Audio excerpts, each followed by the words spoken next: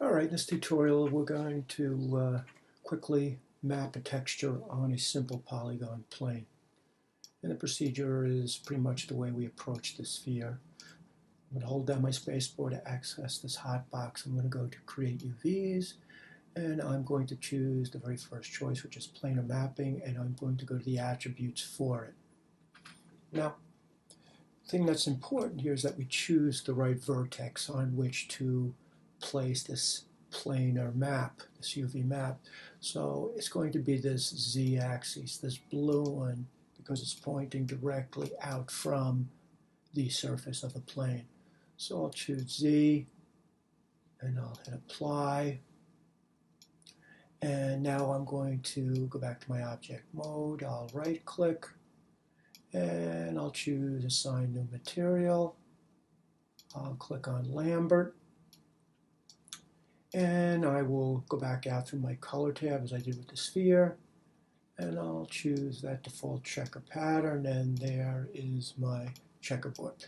So because it was set to planar mapping with the geometry selected, it's pretty much gone in and it's mapped that as a perfect checkerboard pattern, okay, because this geometry itself was a square. But let's go to our attribute editor for a moment. And what I just did was in my attribute editor under the channels, you'll see now that the polyplane projection 1 that I just applied can be accessed again by clicking on it. And in doing so, I can go in and take this virtual tool, and if I wanted to at this point, I could scale it up and I could change the proportions if I so desired. Now I do want these to be square though, so I'm just going to Z that out for a minute. And what I want to make sure is that as I scroll down under poly projection, where it says projection width and height, these two numbers should be the same. All right, so if I wanted to, I could just round them off, but they should be the same, and that will assure me that that pattern is square.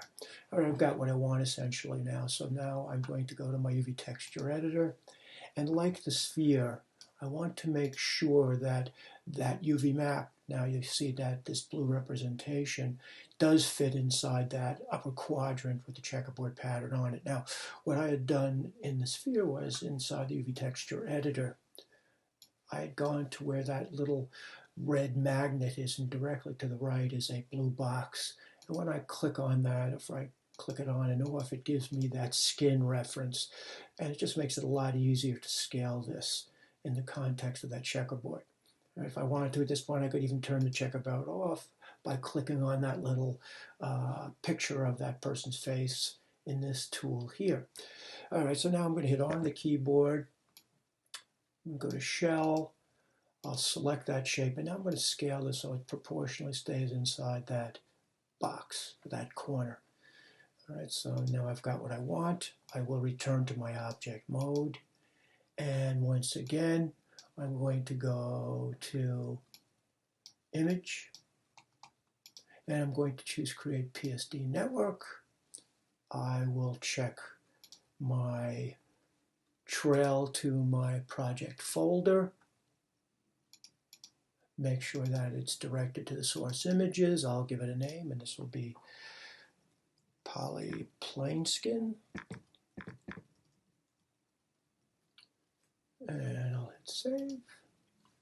I'm going to click on the color tab, and then I'm going to put it over into the selected attribute window. Now all I need to do is hit create.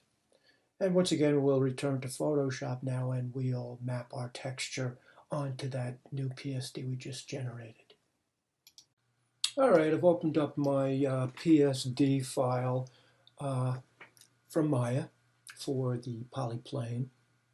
And once again, I'm going to go down into the folder that was generated, and I'm going to blacken that out. And I'm going to open up the texture.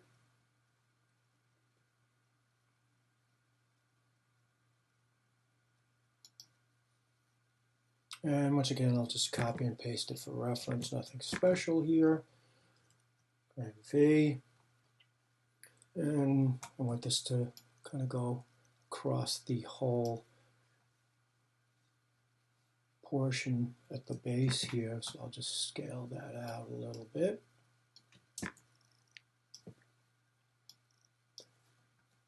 And I'm going to turn off the UV map reference. I don't need that.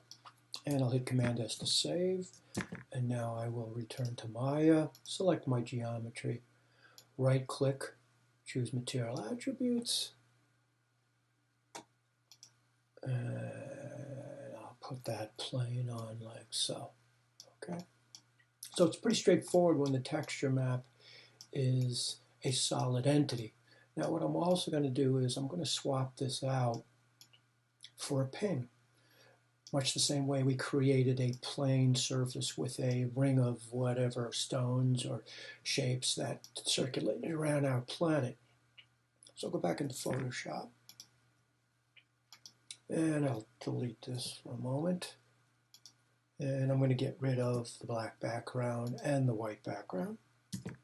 And I'm left now with just my UV reference map. Now sometimes this gets a little hard to see, so what I'm going to do is I'm going to lock the transparency, and I'm just going to dump some black into that, hitting Option Delete. So once again, I'm going to go out to my texture map folder. I'm going to get Firing. I'll open that up, and I'll copy it, paste it, and I'll scale it into the context of the UV map. So, and I'll hit return. What I'm going to do is I'm going to turn this off. Oops, I'm going to turn off my UV snapshot. I'm going to save this out as a ping, a separate file. So I'll just call it Firing. And I'm going to my source images, and I'm going to change this into a PNG. That'll give me the alpha information that I want for this. Let's see. I think I'll put this at 2. No compression. I'll click OK. Now I'm going to jump back into Maya. All right, so we're back in Maya, and all I'm going to do now is go back to my material attribute, and I'm going to right-click on the word color, and I'm going to break that connection. Now all I have to do is go back out, and I'll choose File, follow the breadcrumbs out to my source images, and there is my ring with alpha information. So if I were to preview that, what I'll do is turn on my sphere at this point, and I'll scale it down.